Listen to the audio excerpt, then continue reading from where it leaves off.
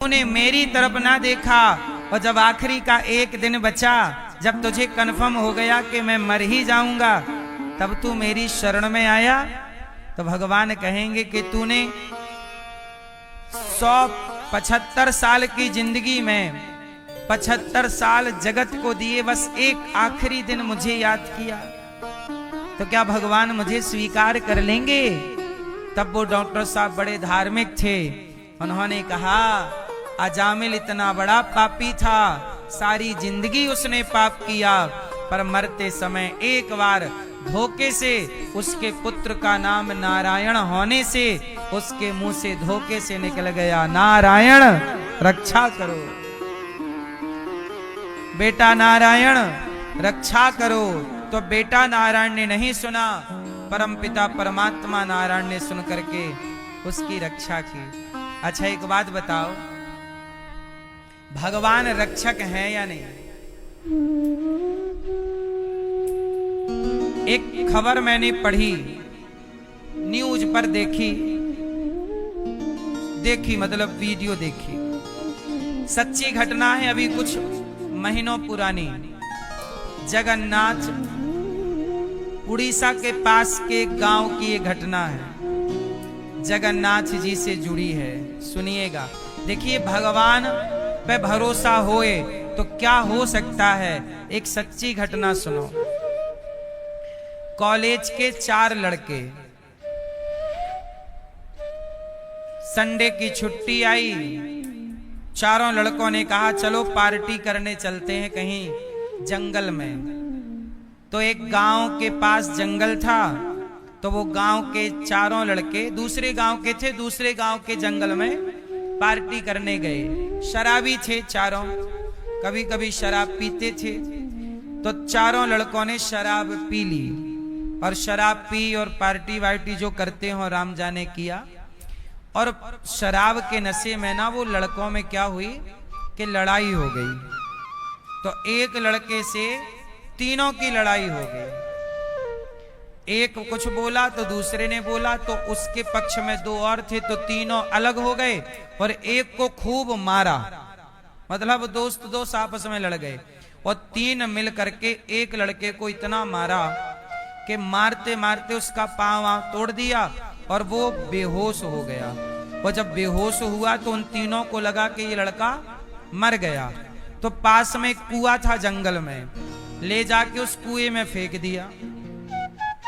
और कुएं में जब फेंका तो कुएं में फेंकते ही उसको होश आ गया, जो कुएं में गिरा जिसका पांव तोड़ दिया। अब ये लड़के तो उसे कुएं में फेंक करके भाग गए। अच्छा वो भी कुएं में गिरा, होश तो आया, दर्द तो था, पर चिल्लाया नहीं, क्योंकि उसे पता था मैं चिल्लाऊंगा तो ये लोग फिर पत्थर से मार डालेंगे, इसलिए अभी मरने का ही नाटक करो। तो वो कुएं में पड़ा रहा। अच्छा कुएं में पानी था थोड़ा सा, घुटनों तक, गंदा पानी था, कोई जाता नहीं था।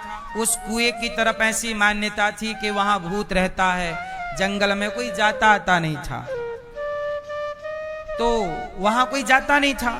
पर ये तीनों लड़कों ने उसे मार करके कुएं में फेंक दिया। और तीनों लड़के भाग के घर चले गए। अब उसे आया होश, 1 घंटे तक तो कुछ नहीं बोला। 1 घंटे बाद वो चिल्लाया बचाओ बचाओ, पर रात को कौन सुने। सवेरा हुआ, कुआं गहरा था, चिकना कुआं, चढ़ने की संभावना नहीं, कैसे चढ़े। तो पानी भी गंदा, कुएं का सड़ा हुआ पानी। अब बहुत चिल्लाया, कोई दिन हुआ, कोई ना सुना, कोई जाते ही नहीं था ना उस तरफ, कोई सुने कैसे। एक रात निकल गई, एक दिन निकल गया, फिर दूसरी रात, दूसरा दिन। अब वो लड़के को कन्फर्म हो गया कि मैं इस कुएं में मर ही जाऊंगा। और जब उसे ये कन्फर्म हो गया कि अब तो कोई बचाएगा नहीं, क्योंकि वो सुन नहीं रहा है, तब उसको कभी सत्संग किया होगा, शराब तो पीता लड़का, लेकिन कभी जैसे आप लोग आके कथा में बैठ गए, लेकिन आप बैठ गए कथा में, पर गलत संगति मिलने के कारण आप ही शराबी अराबी हो गए, गलत रास्ता पकड़ लिया।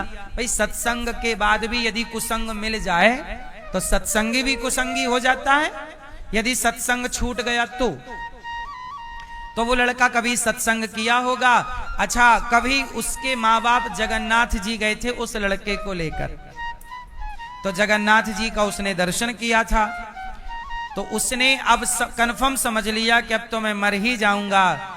तो तीसरी रात बीत गई और चौथा जब दिन आया तो चौथे दिन उसने अब सरेंडर कर दिया, हे जगन्नाथ जी अब आप बचाओ या आप डुबाओ, मैं आपका हूं। देखो शरणागति, अभी तक वो छटपटाता रहा, तड़पता रहा कुएं में, पर अब उसने कहा, हे जगन्नाथ जी, हे प्रभु मेरी रक्षा कीजिए, हे जगन्नाथ जी। अब जैसे ही उसने जगन्नाथ जी का नाम लिया, हे जगन्नाथ जी मेरी रक्षा करो, तो संयोग से चौथे दिन गांव का एक आदमी वहां लकड़ी बीनने आया था, तो उसने सुना कि कोई बुला रहा है, हे जगन्नाथ जी। पर लकड़ी बीनने वाले को लगा अच्छा, अब उसकी आवाज भी कम हो गई थी ना, 4 दिन से ना पानी मिला ना खाया, तो उसकी आवाज भी डाउन थी। चिल्ला तो रहा था ताकत से, पर हे जगन्नाथ जी बस धीरे से। अब लकड़ी बीनने वाला सुना कोई पुकार रहा है, जय जगन्नाथ, हे जगन्नाथ जी रक्षा करो।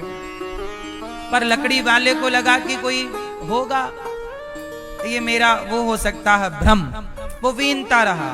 पर अब की बार इसने जोर लगा के चिल्लाया, हे जगन्नाथ जी, हे प्रभु आपकी सिवा मेरा कोई नहीं। तो लकड़ी वाले ने पूछा कि कौन है?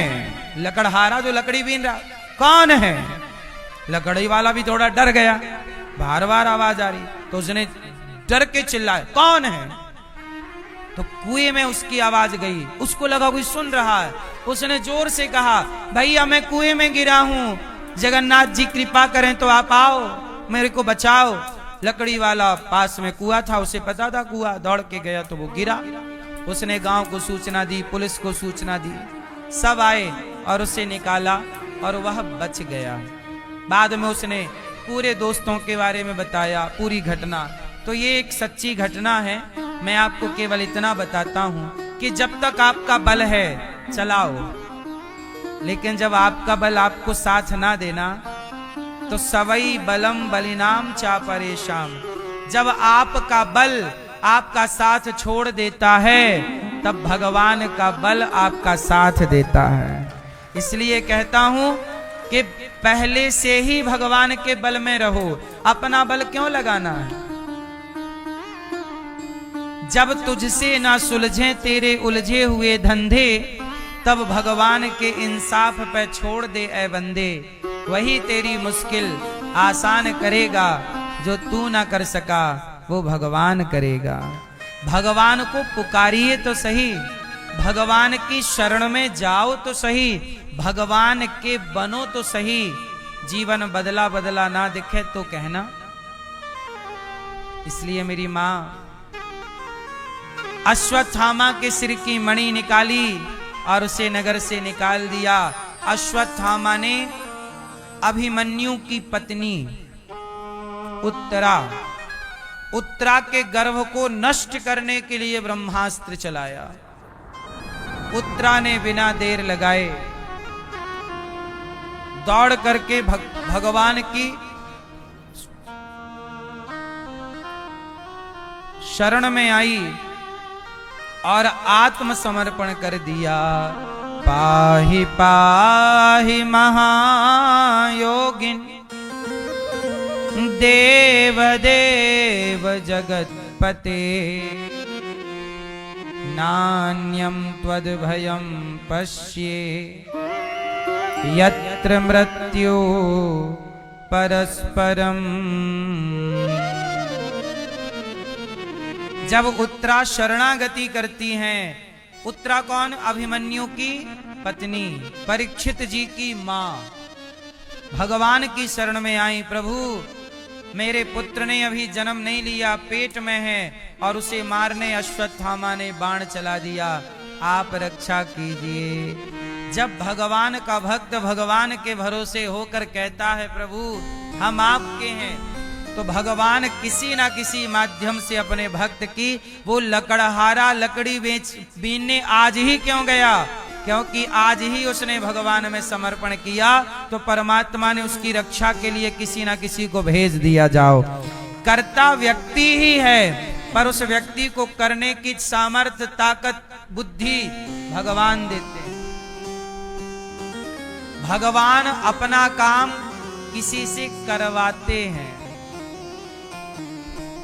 कई बार आपको लगता है कि मैंने किया, तो आप झूठा क्या पाल जाते हो कि मैंने किया तो मैं अहंकारी हूं। डॉक्टर ने उस मरीज से कहा कि ये बताओ तुमने किसी का दिल क्यों दुखाया जब तुम्हें पता था कि ये सब गलत है। बोले क्या बताऊं, घमंड, अभिमान, एटीट्यूड। जब अब मेरा जीवन एक दिन का बचा है, अब समझ में आ रहा है कि मैं बेवजह अहंकार क्यों करता रहा। लेकिन जब जीवन था, जब आपके पास जिंदगी होती है ना, तो आप घमंड में चलते हो, और जब आपका एक दिन शेष रह जाएगा ना, तब आपको पूरा दिखने लग जाएगा जीवन चक्र। क्या क्या तुम्हारी पिक्चर सामने घूमने लग जाएगी।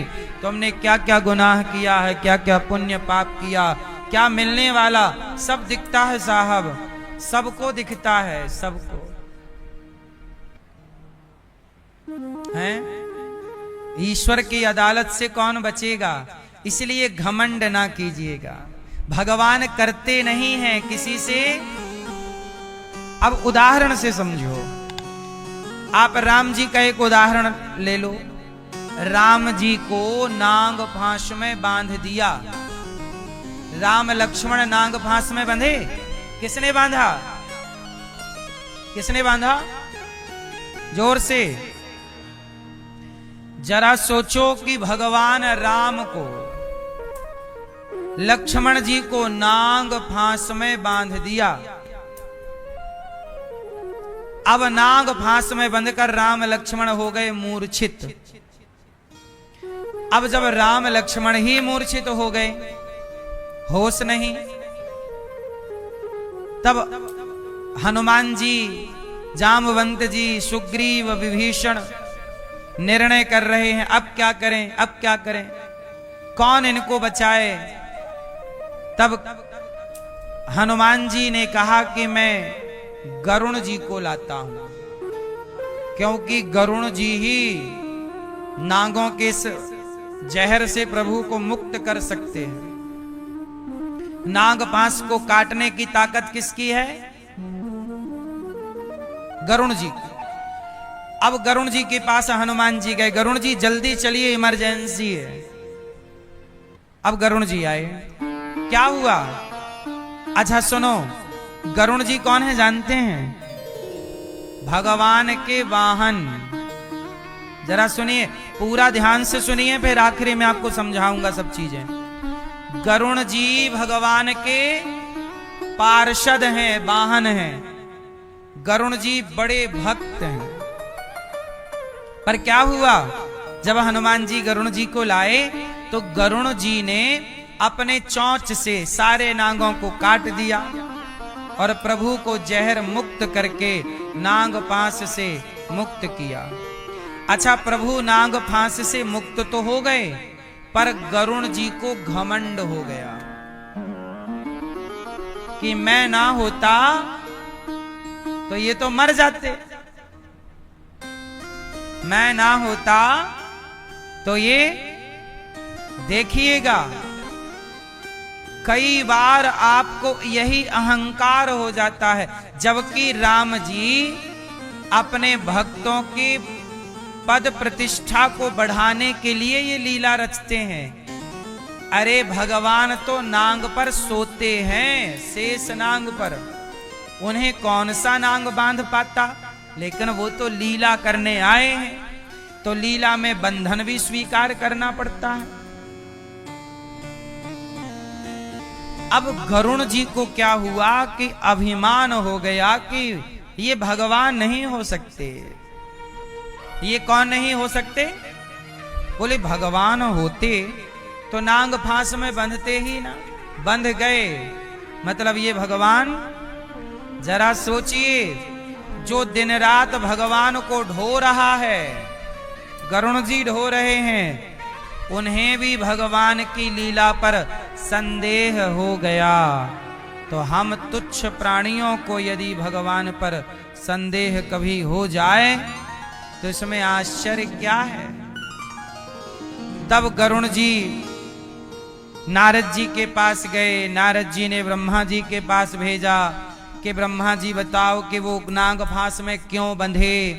तब फिर ब्रह्मा जी ने शंकर जी के पास भेजा गरुण जी को, और शंकर जी ने गरुण जी को काकभुसुंड जी के पास भेज दिया।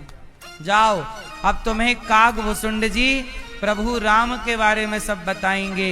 तब काकभुसुंड जी के पास बैठकर हजारों साल, जरा सुनिएगा, फिर जोड़ दीजिए कान में, काकभुसुंड जी के पास बैठकर हजारों साल जब कथा सुनी, एक दिन दो दिन नहीं, कौन, गरुण जी जब हजारों साल कथा सुनी प्रभु की, तब जाके उन्हें इस अज्ञानता से मुक्ति मिली और इस घमंड से वो नीचे उतर पाए कि अच्छा ये भगवान है और ये लीला कर रहे हैं, ये लीला है।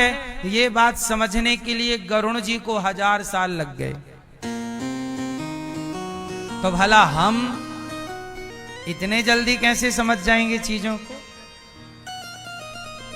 इसलिए भगवान की भगवत्ता सब नहीं समझते। आगे आप सुनेंगे कि भगवान शंकर, भगवान शिव की पत्नी माता सती भी राम जी की परीक्षा लेने चली गईं। शंकर जी ने रोका कि मत लो परीक्षा, ये भगवान है। पर माता सती सीता बनकर गईं और राम की परीक्षा लेने खड़ी हो गईं।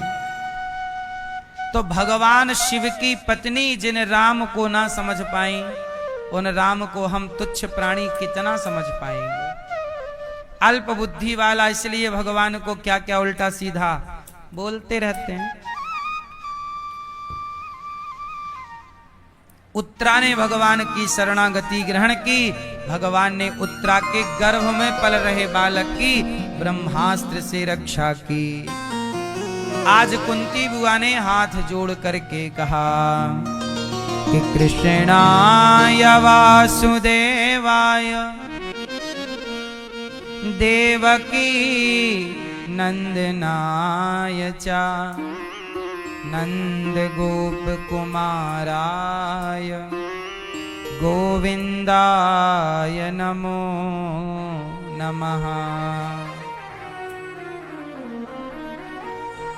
कृष्णाय वासुदेवाय, हे श्री कृष्ण, देवकी नंदनाय च, हे प्रभु, हे देवकी पुत्र, आपके चरणों में मैं बारी बारी जाऊं, बलिहारी जाऊं प्रभु। भगवान बोले बुआ ये क्यों मेरे स्तुति पे लगी हुई हो। तब कहा कुंती बुआ ने कि प्रभु आज मैं आपसे कुछ लेना चाहती हूँ। लेना क्या, बोलो क्या कमी है। प्रभु कमी कुछ नहीं, पर मैं आज आपसे कुछ मांगना चाहती। क्या आप मुझे देंगे। हाँ हाँ बुआ बताओ। आज कुंती बुआ बोली श्याम सुंदर, जब से मेरा बेटा धर्मराज युधिष्ठिर राजा बना है तब से मैं डर गई हूं। क्यों। अरे डरने की क्या बात, अब तो तुम्हारा बेटा राजा हो गया, सत्ता मिल गई, डरने की क्या बात है। तब कुंती बुआ बोली कि प्रभु अब हमारा सारा संकट मिट गया, सारा दुख मिट गया, तो अब लगता है कि जब दुख है ही नहीं तो आप आओगे क्यों दुख से बचाने। जब जब हमारे जीवन में संकट आया प्रभु आप आ जाते थे हमें बचाने, पर अब तो दुख ही नहीं आएगा तो आप नहीं आओगे। मतलब जब से सुख आया तब से आपके आने की संभावना कम हो गई। इसलिए प्रभु हमें ये सुख नहीं चाहिए, वापस ले लो और हम जैसे दुख में थे हमें वैसा ही दुख दे दो। भगवान बोले कि बुआ आप दुख का क्या करोगी, सारी जिंदगी आपने विपत्ति ही दुख उठाया है, क्यों। कहा कि कन्हैया ऐसा सुख मुझे नहीं चाहिए जिस सुख में मेरे भगवान का, मेरे प्रभु का विस्मरण हो जाए। हमें वही सुख है हमारे लिए जिसमें भगवान का स्मरण बना रहे, भगवान का स्मरण बना रहे, यही सुख है। और भगवान का स्मरण ना हो, भगवान भूल गए, ये काय बात का सुख। हमें ऐसा सुख नहीं चाहिए। तो एक बात यहां मैं आपको क्लियर कर दूं, दुख क्या है? भगवान को भूल जाना ही दुख है। और सुख क्या है?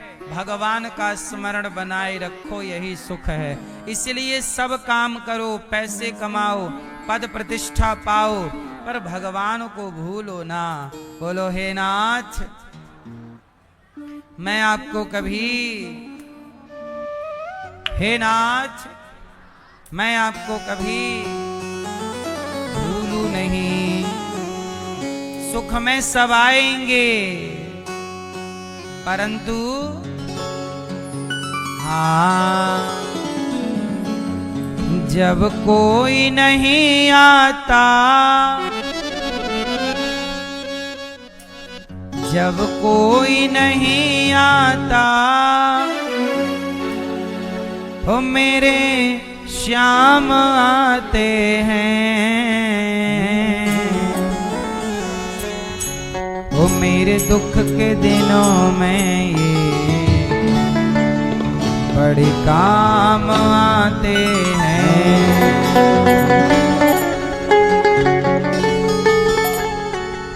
है ना मेरी माँ? हाँ, जय हो। जरा ताली सेवा करते हुए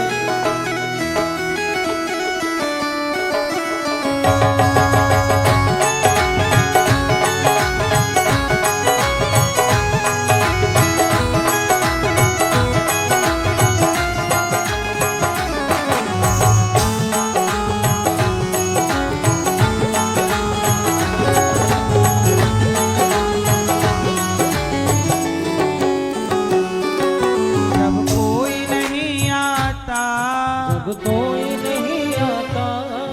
जब कोई नहीं आता, जब कोई नहीं आता, मेरे श्याम आते हैं। मेरे दुख के, मेरे दुख के, मेरे दुख के दिनों में ये बड़े काम आते हैं। मेरे दुख के दिनों में ये बड़े काम आते हैं। मेरे दुख के दिनों में काम आते हैं। और मेरे दुख के दिनों में ये बड़े काम आते हैं। जय हो।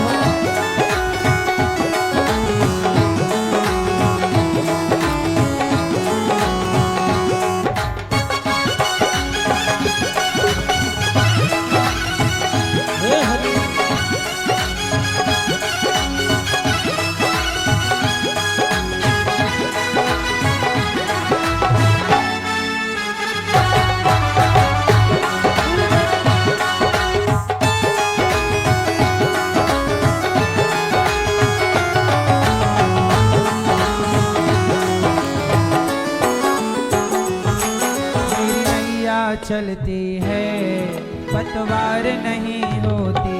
हाँ, मेरी नैया चलती है पतवार नहीं होती। किसी और की अब मुझको दरकार नहीं होती। किसी और की अब मुझको दरकार नहीं होती। मेरी नैया चलती है पतवार नहीं होती। मेरी नैया चलती है पतवार नहीं होती। किसी और की अब मुझको दरकार नहीं होती। किसी और की अब मुझको दरकार नहीं होती। मैं डरता नहीं रस्ते, मैं डरता नहीं रस्ते, मैं डरता नहीं रस्ते सुनसान आते हैं।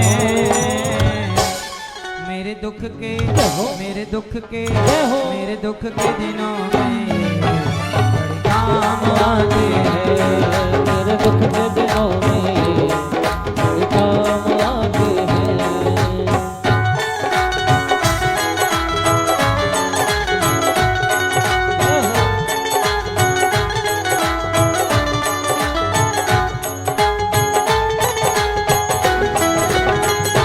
हरि को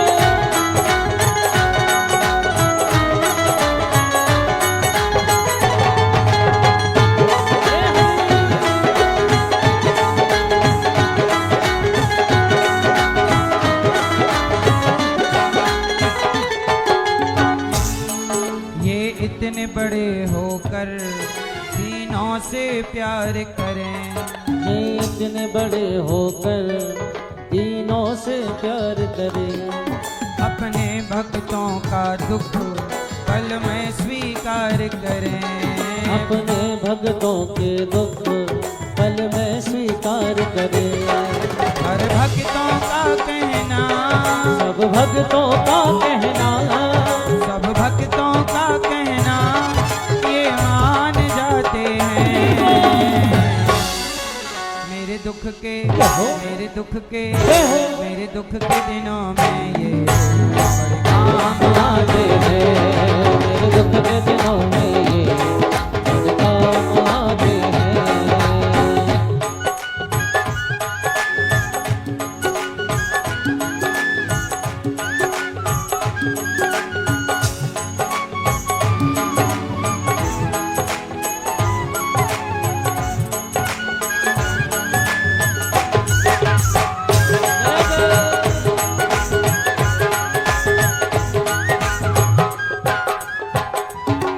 जब कोई नहीं आता, कोई नहीं आता, जब कोई नहीं आता, जब कोई नहीं आता, मेरे शाम आते हैं।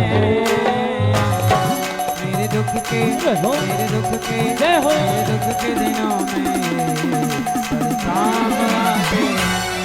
मेरे दुख के दिनों में बड़े काम आते हैं। मेरे दुख के दिनों में बड़े काम आते हैं। मेरे दुख के दिनों में बड़े काम आते हैं। और मेरे दुख के दिनों में बड़े काम आते हैं। बड़े काम आते हैं। बड़े काम आते हैं।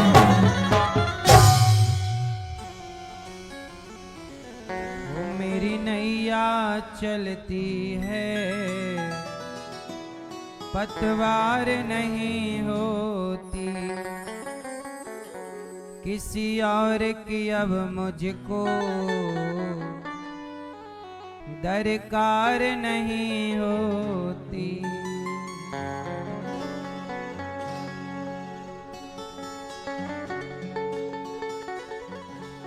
मैं डरता नहीं रस्ते सुनसान आते हैं। मेरे दुख के दिनों में ये बड़े काम आते हैं। हमारे दुख में कौन काम आने वाला है? केवल भगवान। इसलिए ज्यादा दिमाग यहाँ वहां ना लगाकर अपने काम करो, मन लगा के पैसे कमाओ और भगवान के आश्रित रहो। बस ज्यादा दिमाग यहाँ वहां खर्च करने की जरूरत नहीं है। मन लगा के अपना कार्य करो, काम करो, बिजनेस व्यापार जो करते हो ठीक ठीक से करो। भगवान ने कुंती बुआ को कहा कि हमें विपत्ति दो। भगवान ने कहा मां मैं विपत्ति कैसे दे दूं? भगवान अपने भक्त को कभी दुख ही तो नहीं देते। मैया भगवान कभी अपने भक्त को क्या नहीं देते? जोर से। तो फिर ये दुख आता कहां से है? मैया बैठ के कर लो पंचायत मेरी मां।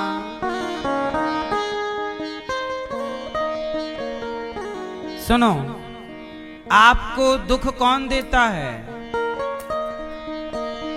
कौन देता है? भगवान। भगवान आपको दुख क्यों देते हैं? भगवान की आपसे कोई दुश्मनी है तो क्यों दुख देते हैं? क्यों ऐसा विधान बना? हाँ, भगवान किसी को दुख नहीं देते। हमारे कर्मों का ही फल हमें अच्छा या बुरा मिलता है।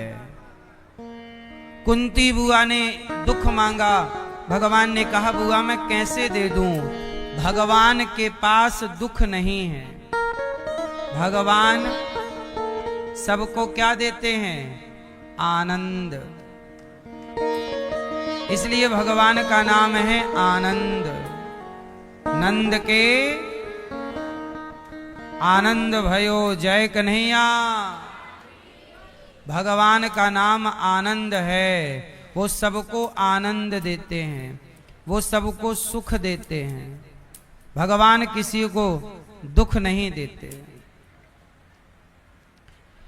अब कुंती बुआ पर भगवान ने कृपा की, अपने आप को समर्पित कर दिया। इसलिए आपके जीवन में जब आपको दुख मिले तो आप परेशान ना हुआ करिए। भीष्म पितामह बाणों की सैया पर लेटे हैं। बाणों की सैया पर लेट लेट कर भगवान का स्मरण कर रहे हैं। हे नाथ, भगवान का भरोसा कितना है। अच्छा देखो भगवान कितने दयालु हैं। जो भगवान के पास जा सकते थे वो भगवान के पास चलकर गए। जैसे हनुमान जी, जैसे विभीषण जी, ये वो भक्त हैं जो प्रभु के पास गए। बोलो हाँ। लेकिन जो भक्त भगवान के पास चलकर नहीं जा सकते थे तो भगवान ऐसे हैं कि जो आ सकते हो मेरे पास वो आ जाओ, और जो नहीं आ सकते उन विभीषण आ गए चलकर, हनुमान जी चलकर आ गए, पर जटायु जी पंख कट जाने से वो जा नहीं सकते थे राम के पास। इसलिए राम स्वयं चलकर जटायु जी के पास आए। शबरी जा नहीं सकती थी, इसलिए राम स्वयं शबरी के पास आए। और भीष्म पितामह बाणों की सैया पर लेटे हैं, वो जा नहीं सकते थे, इसलिए करुणा निधान भगवान भीष्म पितामह तक स्वयं आए।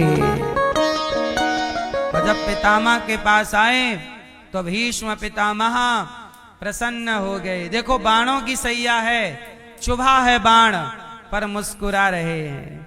किस बात की खुशी है कि प्रभु आपको भी इतनी व्यस्तता में आपको ये भक्त याद तो रहा और आप आ गए।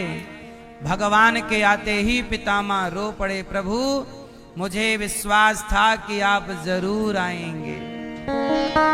हाँ जरूर आओगे प्रभु, जरूर। भगवान भी अपने भक्त का विश्वास तोड़ते नहीं हैं।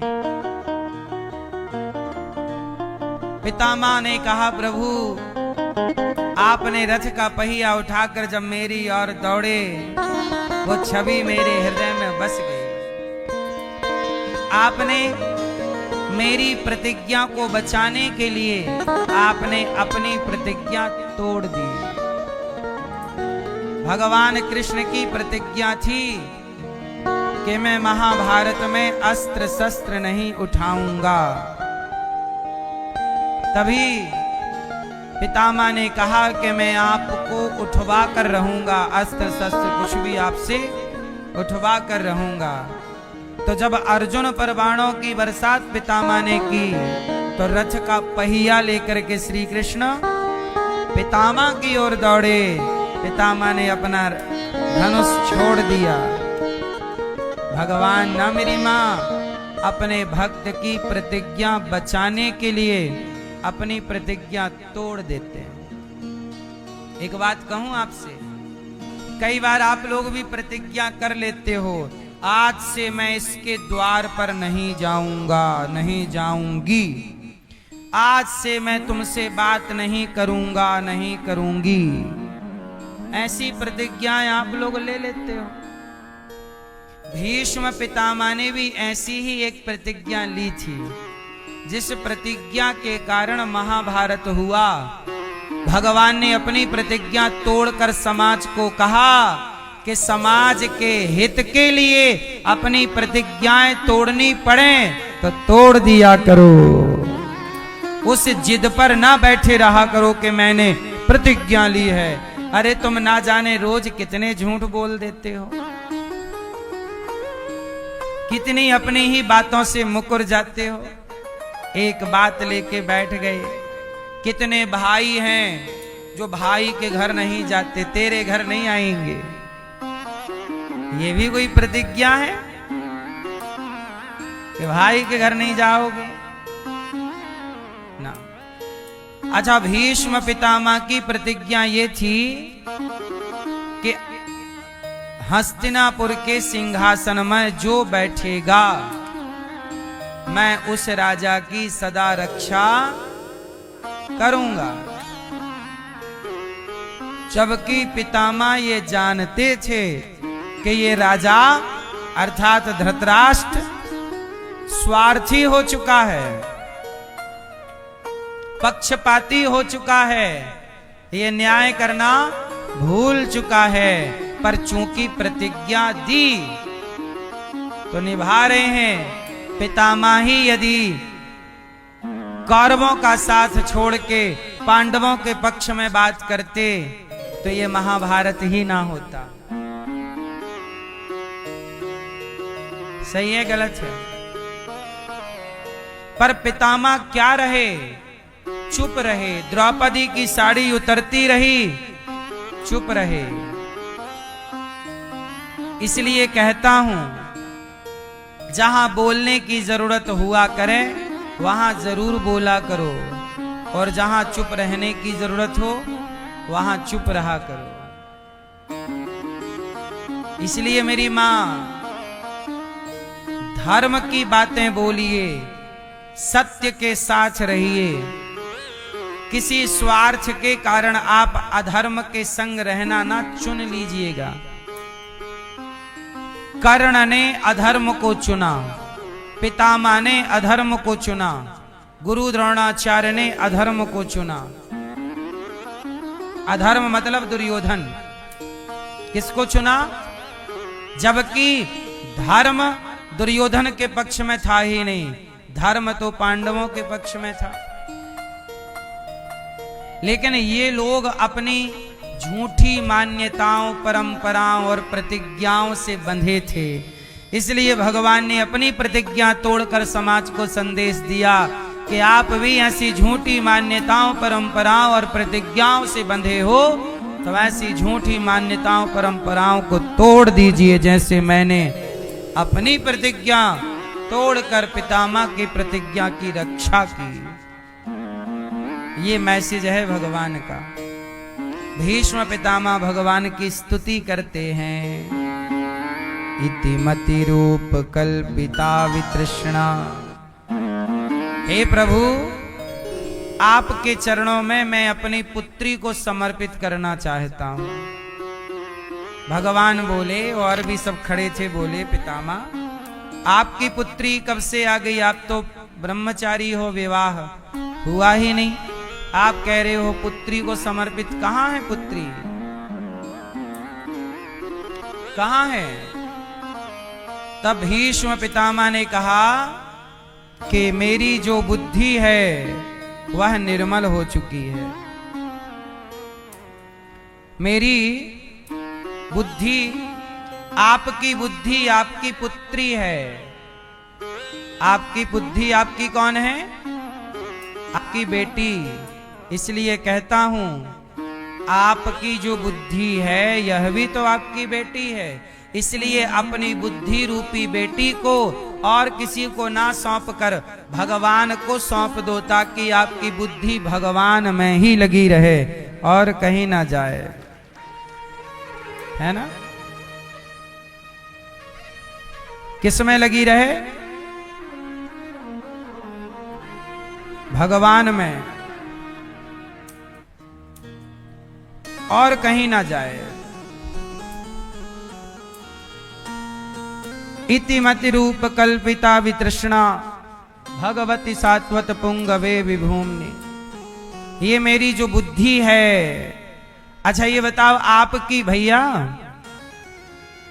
आपकी बुद्धि, भैया आपकी बुद्धि कहां लगी है? आपकी बुद्धि छल कपट निंदा चुगली इस उस सब। अब देखो जो आप लोग मोबाइल से क्या करते हो, एक मैसेज आता है, ओटीपी आता है, किसी ने आपसे पूछ लिया कि भाई आपका ओटीपी बताओ, और आपने धोखे से दे दिया तो आपका पूरा बैंक खाली हो जाता है कि नहीं? मतलब जो लोग आपका बैंक खाली कर देते हैं एक आपकी इंफॉर्मेशन से, इसका मतलब वो कितने बुद्धिमान होंगे जो लुटेरे हैं। मतलब हमारी और आपकी बुद्धि इतना काम नहीं करती जितना उन लुटेरों की बुद्धि काम करती है। इसका मतलब ये हुआ कि बुद्धि उनके पास तो है, पर उनकी बुद्धि लगी कहां है?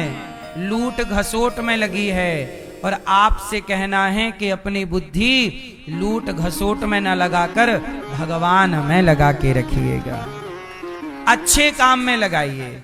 कोई अच्छी चीज आप बना रहे हैं देश के लिए, नया आविष्कार कर रहे हैं, अपना खोज कर रहे हैं, करिए, अपने काम को करते रहिए। किसी को नुकसान पहुंचाने में बुद्धि ना लगाइए, हाँ किसी को फायदा पहुंचाने में बुद्धि जरूर लगाइए। बोलो हाँ। इसलिए ये दास आपसे कहता रहता है कि बुद्धि भगवान ने सबको दी है। कोई अपनी बुद्धि से पुण्य कमा लेता है, जैसे आपने बुद्धि दी ईश्वर ने, आपने अपनी बुद्धि से क्या किया? गौरी गोपाल आश्रम में किसी माँ को रोटी दे दी। आप बुद्धिमान हैं तब ना आप अन्न का दान कर रहे हो। मूर्ख व्यक्ति तो अन्न का दान नहीं करता। तो आपने अपनी बुद्धि से क्या किया? अन्नदान कर दिया। अब हमारी श्रीमती शोभाबाई रामरावजी ठेंगरी मडकौना यवतमाल महाराष्ट्र से आप आए हैं। आप श्री पहले कथा करा चुके हैं आप लोग, आगे फिर कराने की बुकिंग है होली के टाइम। और आपकी ओर से, मैया की ओर से गौरी गोपाल आश्रम की सेवाओं में 1 लाख रुपए का सहयोग देकर आप सभी माताओं के भोजन, संतों के भोजन, गौ सेवा से अपने आप को जोड़ रहे हैं। विद्यालय का निर्माण जो हो रहा है उसमें भी आप सहयोग कर रहे हैं। तो ये बुद्धि आपने कहाँ लगाई? सेवा में, भगवान में। इसलिए कहता हूं भगवान में अपनी बुद्धि लगाओ। ये दास अनिरुद्ध ने कहां बुद्धि लगाई? सेवा में। देखो ईश्वर ने मुझे भी थोड़ी सी बुद्धि यदि दी है तो मैंने उस बुद्धि को कहां लगाया? आज गौरी गोपाल आश्रम में 317 वृद्ध माएं हैं। उन माओं की सेवा, आपको पता है आपकी तो एक माँ है, आपके घर में कोई एक बूढ़ा आदमी हो ना, आप परेशान हो जाते हैं कई बार दवाई करा के, है ना।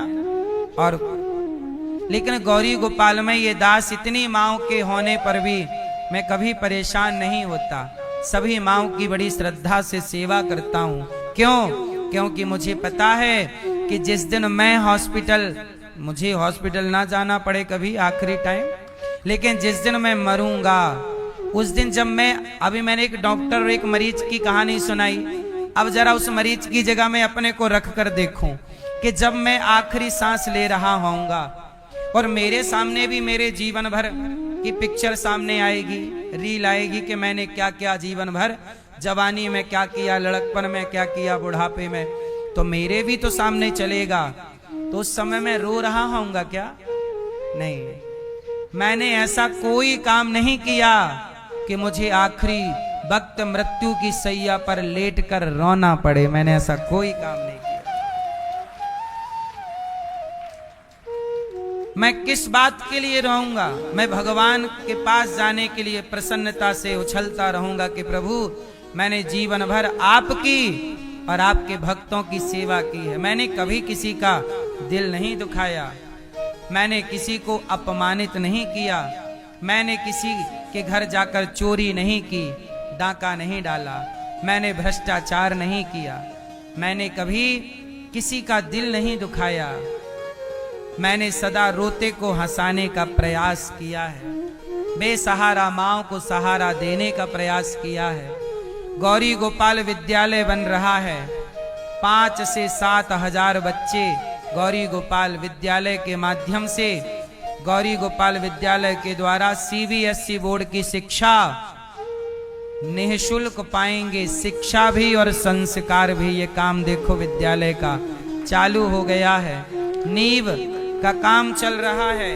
आपसे प्रार्थना है कि इस गौरी गोपाल विद्यालय में, इसके निर्माण में थोड़ा थोड़ा, एक ईंट का, एक सीमेंट की बोरी का, कुछ ईंटों का आप भी सहयोग करना, ताकि आप भी ईश्वर के घर जाकर कह सको कि मैंने भी एक विद्यालय के निर्माण में प्रभु सहयोग किया था। वो पुण्य भी तो आपके खाते पे रहेगा। बोलो हाँ कि ना।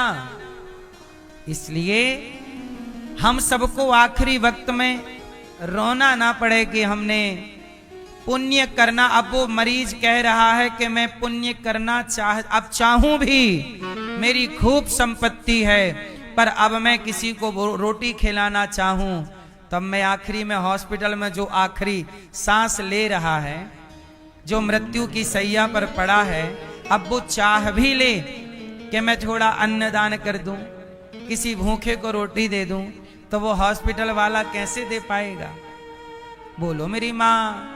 इसलिए जब आपके हाथ सलामत हैं, इन हाथों से सेवा करिएगा, इन हाथों से किसी के आंसू पहुंचिएगा, किसी के मुंह पर रोटी दीजिएगा, किसी का सहारा बनिए, क्योंकि एक टाइम बाद ये हाथ ऐसे हो जाएंगे सिर्फ, है ना।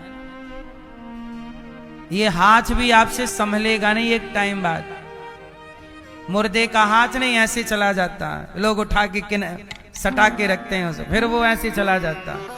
मतलब आपका ये हाथ आज तो एक्टिव है, एक टाइम बाद ये हाथ भी आपका साथ छोड़ देगा, है या नहीं। इसलिए मेरी माँ, जीवन में आखिरी वक्त पर रोने के लिए ना बैठिएगा, अभी अच्छे अच्छे काम कर लीजिएगा। हाँ, भला की जय भला होगा, बुरा की जय बुरा होगा, वही लिख लिख कर क्या होगा, यहीं सबको चुकाना है। मैया जी झूठ मत बोलो, प्रभु के पास जाना है। आप लोग बताओ, जब आप लोग आखिरी सांस ले रहे होंगे तो आप रोते रोते जाएंगे कि हंसते हंसते? इसलिए ऐसा काम मत करना, किसी का दिल ना दुखाना, क्योंकि आप किसी को सताओगे तो वो उसकी बद्दुआएं गूंजती रहेंगी भीतर।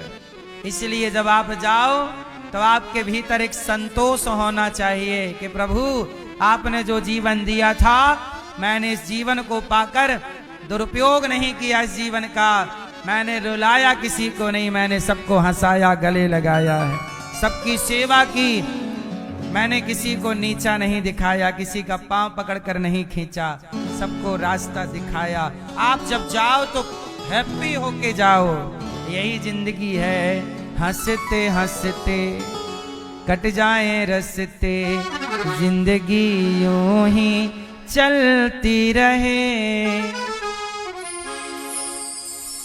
तो जिंदगी मैया हंसते हंसते मरते समय ये शिकायत खुद से ना रहे कि मैंने ये काम क्यों नहीं किया, है ना मेरी माँ। क्योंकि एक दिन सबको ही वेंटिलेटर पर जाना है, सबको ही अंतिम सांस लेनी है, सबको ही चिता पर जलना है। आखिरी रोना अच्छा नहीं है। आखिरी ऐसे कर्म करो, कबीरा जब पैदा भये, कबीरा जब पैदा भये जग हंसे हम रोए। बच्चा पैदा होता है तो बच्चा रोता है, और दुनिया कबीरा जब पैदा भये जग हंसे हम रोए। अब करनी ऐसी कर चलो कि हम हंसे जग रोए। ऐसा करके चलना कि हम हंसते हंसते जाएं और हमारे इस अच्छाई पर दुनिया रोती रहे कि भले व्यक्ति चले गए। इसलिए मेरी मां, आप लोग जब मरते समय खुश रहेंगी ना, तब मैं समझूंगा कि आपने ठीक से कथा सुनी है। आप जब मरते अंत काले, जब भगवान कहते हैं अंत काल भक्त जब मेरा स्मरण करता है और मेरा स्मरण करते करते प्राण त्यागता है, तब समझना कि उसने जीवन को ठीक ठीक जिया है, कि उसे आखिरी में भी भगवान का ही स्मरण है। यही जीवन जीने की आपसे मैं एक ही दक्षिणा चाहता हूं कि आप इतने अच्छे से जीवन जीना कि आखिरी में आपके जब प्राण निकलने का वक्त आए तो आप कोई चिंता में ना हो, कोई सोच विचार टेंशन में ना हो, आप हैप्पी रहें, खुश रहें, प्रसन्न चित्त से प्रभु का स्मरण करते हुए और फिर प्राण जाएं। यही है आपके जीवन का आखिरी सुख, और यही सुख मिला तो जीवन का लोक भी बना और परलोक भी बना। यही सत्संग का मूल उद्देश्य है। अंते नारायण स्मृति, अंत में भगवान का स्मरण। तो भीष्म पितामह भगवान का स्मरण कर रहे हैं। भगवान की स्तुति क्या कह रहे हैं? इतिमति रूप कल्पिता वितृष्णा भगवती सात्वत पुंगवे विभूमि स्वसुख मुपगते क्वचित विहर्तुम प्रकृति मुपेयुष यद भव प्रवाह। हे प्रभु, अपने चरणों की भक्ति दीजिए। भगवान ने पितामह पर कृपा की और पितामह प्रभु का दर्शन करते करते, इच्छा मृत्यु का वरदान था, अभी तक नहीं मरे, चाहते तो इतना दर्द ना उठाते, मर जाते, पर नहीं, कितना भी दर्द उठाना पड़े पर जीऊंगा। किसके लिए जीऊंगा? एक बार इन आंखों से प्रभु को तो देख लूं। तो पितामह अभी तक इंतजार किसका था? मेरे प्रभु आएंगे, उनके लिए जीवित थे पितामह। और भगवान का दर्शन करते करते प्राण समर्पित करते हैं प्रभु में। पितामह की परम गति होती है, पितामह भगवत धाम जाते हैं। अब भगवान द्वारिका गए, द्वारिका में भगवान का स्वागत हुआ। और जब द्वारिका गए तो इसके बाद क्या हुआ? परीक्षित जी का जन्म हुआ। किसका जन्म हुआ? परीक्षित। भगवान आए, परीक्षित जी से खूब प्यार किया। भगवान जब द्वारिका गए तो धृतराष्ट्र का हाल बुरा था। धृतराष्ट्र का हाल कैसा था? देखो, जवानी का किया गया पाप बुढ़ापे में दिखने लग जाता। अब उदाहरण मैं आपको धृतराष्ट्र का दे रहा हूं, सावधान होकर सुनिएगा। धृतराष्ट्र को जब भूख लगती और धृतराष्ट्र बोलते कि मुझे भूख लगी है, रोटी दो। चूंकि धृतराष्ट्र अब राजा नहीं रहे ना, अब राजा कौन है? धर्मराज। और धृतराष्ट्र गांधारी की सेवा की जिम्मेदारी भीम भैया को दी गई है कि तुम इनको, पिता है ना ये भी, पिता की तरह रखो, सेवा करो। लेकिन भीम भैया के अंदर है नहीं, ये बुढ़ा बहुत दुष्ट है। तो भीम भैया रोटी देते हैं। धृतराष्ट्र बोला रोटी लाओ, भूख लगी है। तो भीम भैया रोटी ऐसे देते, ए बुढ़ा, ये ले रोटी। एक रोटी इस कोने में फेंकते हैं, एक उस तरफ। फिर धृतराष्ट्र ऐसे जाते हैं घोड़ा बनकर, कहाँ है कहाँ है कहाँ, हाँ एक रोटी मिल गई भीम, पर एक रोटी से पेट भरेगा नहीं। हाँ बुढ़ा, दूसरी रोटी उस तरफ पड़ी है। ऐसी धृतराष्ट्र जा रहे हैं रोटी लेके, फिर साग थाली देते, ये रही साग, उठाओ खाओ। अब धृतराष्ट्र शिकायत करते हैं, धर्मराज ये हमें कुत्तों की तरह रोटी देता है। धर्मराज से शिकायत करते हैं कि ये भीम हमें कुत्तों की तरह रोटी देता है। तब धर्मराज डांटते हैं, क्यों भीम, ये तुम्हारे पिता हैं, ऐसा व्यवहार करना चाहिए। अच्छा भैया ऐसा अब नहीं होगा, अब नहीं होगा। फिर अगली बार फिर ऐसे ही करते, ये रोटी यहां पड़ी लो। अब धृतराष्ट्र भी ऐसे कुत्तों की तरह रोटी खाने की आदत बना लेते हैं। खाना तो है ही, भूखे तो मर नहीं सकते। अब आप लोग बताओ कि भीम भैया का ये व्यवहार धृतराष्ट्र के साथ सही है कि गलत है? कितने लोग मानते हैं कि यह व्यवहार गलत है और कितने लोग मानते हैं कि व्यवहार सही है? बाकी लोग हाथ नहीं उठा रहे हो। बचना चाहते हो? सुनो, मैया, ओ लाल मैया, जा रही हो मेरी मां? नहीं तो सुनो, भीम भैया कुत्तों की तरह दे रहे हैं। लो, अब ये व्यवहार सही है गलत है? देखने में तो यही लगता है कि व्यवहार गलत है। भीम से पूछा कि भैया तुम ऐसा व्यवहार बड़ों के साथ क्यों करते हो? ये तो पिता तुल्य है, नहीं करना चाहिए। तब भीम ने कहा कि ये वही बुढ़ा है जिसने मुझे जहर दे दिया था, इसके बेटे ने, और इसको पता था बुढ़ा चुप रहा। भीम को दुर्योधन ने जहर देके गंगा जी में डाल दिया था। जब इसने अपने बेटों से मुझे जहर पिलवाया और अब ये मुझसे उम्मीद करता है कि मैं सम्मान से रोटी दूं, जैसे को इसने हम पांचों भाइयों को लाक्षागृह में बंद करके आग लगवा दी। जिंदा जलाने का षड्यंत्र इस बुढ़े ने किया है और ये चाहता है कि मैं इसको सम्मान से रोटी दूं। इसके सामने मेरी पत्नी द्रौपदी की लाज उतरती रही और ये बुढ़ा चुपचाप तमाशा देखता रहा।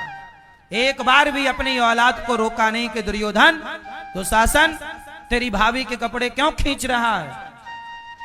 और ये आज मेरे से उम्मीद करता है कि मैं इसे रोटी सम्मान से दूं। याद रखना मेरी मां, जब आप गलत करते हो ना, तब आपके साथ भी गलत होता है।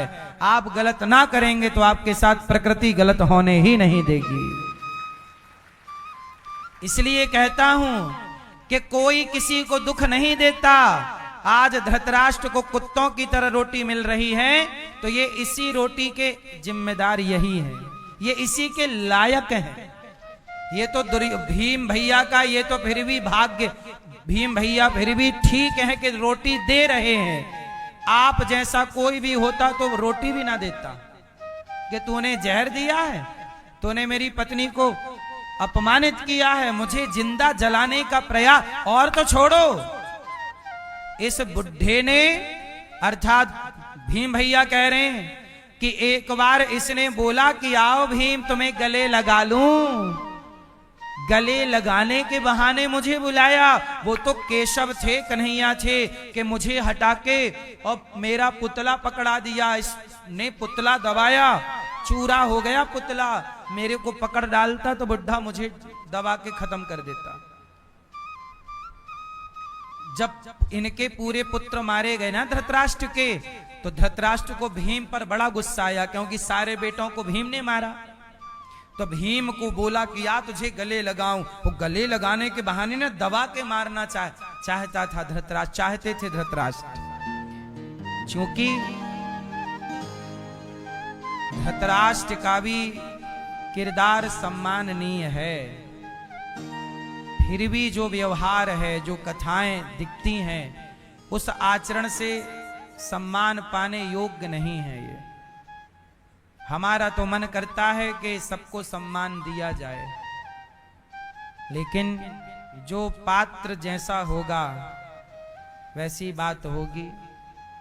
भीम भैया कहते हैं कि नहीं, इन्होंने इसलिए मेरी माँ ये सब कथाएं आपके लिए हैं कि आप भी जब जवान रहते हो ना, पैसे का बल, शारीरिक बल होता है, आप भी कोई कसर नहीं लगाते किसी को तड़पाने में, मारने में, नुकसान पहुंचाने में। इसलिए कहता हूं, पद प्रतिष्ठा का अर्थ ये नहीं है कि तुम दूसरों को जिंदा जलाने का सोचो, तुम दूसरों का बिगाड़ने का सोचो। यदि तुमने बिगाड़ा है तो आज धृतराष्ट्र का भी तो बिगड़ गया, 100 बेटे का नाश हो गया।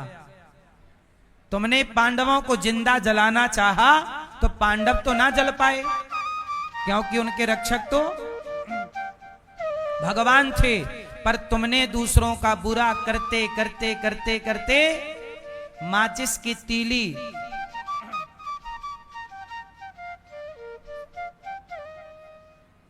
माचिस की तीली जब जलती है तो वो बाद में किसी और को जलाती है, वो बाद में चूल्हा या जंगल जलाती है।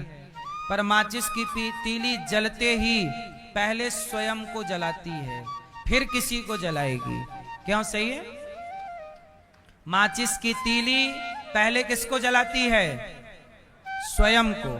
तीली स्वयं को जलाएगी, फिर वो चूल्हा, जंगल, चिता, व्यक्ति इत्यादि जलाएगी।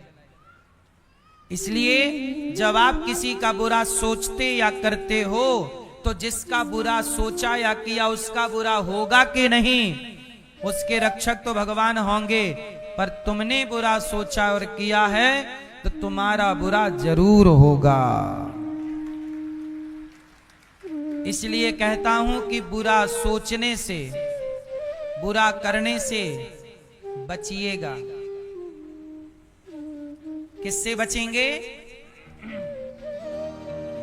बुरा करने और सोचने से बचिएगा। दुर्योधन ने बुरा किया, दुशासन ने बुरा किया, धृतराष्ट्र ने बुरा किया, परिणाम क्या हुआ? इसलिए ईश्वर के घर देर है, क्या नहीं है? अंधेर नहीं है।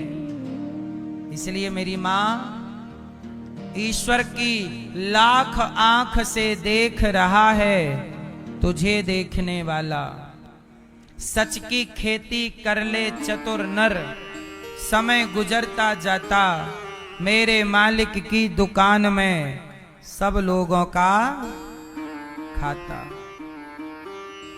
बड़े बड़े कानून प्रभु के, बड़ी बड़ी मर्यादा, किसी को कौड़ी कम नहीं देता, किसी को दमड़ी ज्यादा। समझदार तो चुप रह जाता, मूर्ख शोर मचाता। जब धृतराष्ट्र को कुत्तों की तरह रोटी परोसी गई तब विदुर जी आए और विदुर जी ने धृतराष्ट्र गांधारी से कहा कि अब तो प्रभु में मन लगाओ, अब भी कुत्तों की तरह रोटी खा के तुम्हें जीना ही है। बस तो तुम्हारे बच्चे भी मर गए, अब तुम भी तो मरो। तब विदुर जी धृतराष्ट्र गांधारी को ले गए और वहां बद्रीनाथ में ले जाके अनशन कराया। क्या कराया? अनशन। अनशन क्या होता है?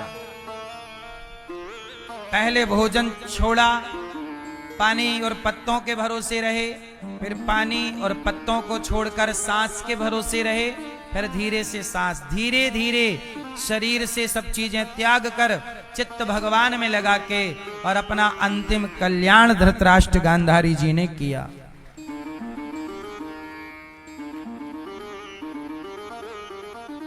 अंतिम कल्याण किया।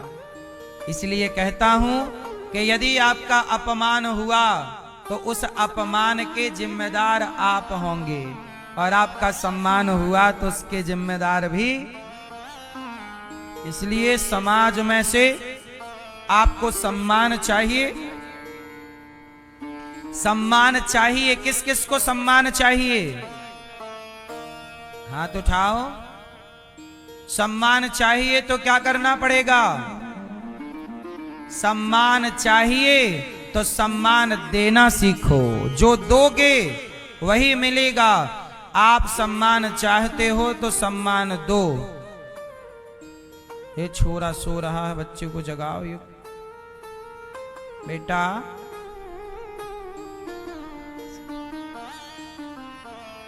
सम्मान देने से क्या मिलेगा? जोर से। सम्मान देने से और अपमान देने से। जो देंगे, जो बोएगा। सम्मान चाहते हो तो सबको सम्मान दो। इसलिए किसी को अपमानित क्यों करना है? भाई, पिता, माता, पत्नी, पति, बेटा, दोस्त, पड़ोसी इत्यादि क्यों करना है अपमान? सम्मान अच्छी चीज है। सम्मान दो, सम्मान लो। आदमी अपमान करता है, फिर जब उसका होता है तो रोता है कि मेरा अपमान। भाई, जो बोया था वही तो ना काटोगे। धृतराष्ट्र गांधारी का उद्धार, धृतराष्ट्र जी गांधारी जी को मुक्ति मिली। अब भगवान कृष्ण की 125 वर्ष की लीला पूरी हुई, और जब भगवान श्री कृष्ण जाने लगे तो भक्तों ने कहा कि प्रभु, हम आपके बिना कैसे रहेंगे? तब भगवान ने कहा कि मैं जा नहीं रहा हूं, मैं इस भागवत जी में समा रहा हूं। जहां जहां जो जो भागवत जी सुनेंगे उनके हृदय में मैं प्रकट होकर उन्हें अपना साक्षात्कार कराता रहूंगा। इसलिए लोग भागवत जी के पोथी पाठ अभी पुरुषोत्तम माह में आप लोगों ने बिठा रखा है। प्रिय भक्तों, ये पुनीत कार्य है। आप भी अपने माता पिता, ये भागवत जब आप सुनते हो, भागवत की कथा, तो भगवान आपकी व्यथा सुन लेते हैं। आपके जीवन से पितृ दोष समाप्त हो जाता है। कब? जब भागवत सुनते हैं। इसलिए आप भी अपने पितरों के, पूर्वजों के कल्याणार्थ, जिन लोगों ने यहाँ पोथी पाठ बिठाए, ऐसे यजमान परिवारों का साधुवाद। आगामी भागवत जी के पोथी पाठ आप लोग भी अपने पितरों के लिए 1 जुलाई से 7 जुलाई पोथी पाठ बिठा सकते हैं, अपने घर के सुख शांति और समृद्धि के लिए। भगवान श्री कृष्ण जाने लगे। भक्तों ने कहा, प्रभु कैसे रहेंगे? बोले, भागवत सुनते रहना। उस भागवत में मैं ही हूं, इसलिए भागवत में श्री कृष्ण ही विराजे हैं। इसलिए जब भागवत सुनते हो तो आपको ऐसा लगेगा कि आप भगवान से एक कदम और करीब भगवान के पहुंच गए। अच्छा, सच बताओ, आप श्रोता हो, बताओ, जब आप भागवत सुनते हो तो आपको ऐसा अनुभव होता है कि आप भगवान के एक कदम और करीब पहुंच गए, पास पहुंच गए? मतलब भागवत जी भगवान के करीब हमें ले जाती है? नहीं ले जाती। इसलिए जब निरंतर सत्संग बना रहेगा तो फिर आपको लगेगा ही नहीं कि भगवान आपसे और आप भगवान से अलग हैं। फिर तो मिश्री और पानी अलग अलग है, पर दोनों घुल गए। मिश्री पानी में डल गई तो वो घुल के मिश्री क्या हो गई? एक हो। ऐसे जो सत्संगी भक्त हैं, कथा प्रेमी, नाम जप प्रेमी, ऐसे भक्त भगवान के निकट जाते जाते जाते जाते इतने निकट हो जाते हैं कि फिर दो नहीं रह जाते। इसलिए तो स्वामी नाभादास जी ने कहा, भक्ति भक्त भगवंत गुरु चतुर नाम बपु एक, इनके पद वंदन किए नासत विघ्न अनेक। बोलो भक्ति भक्ति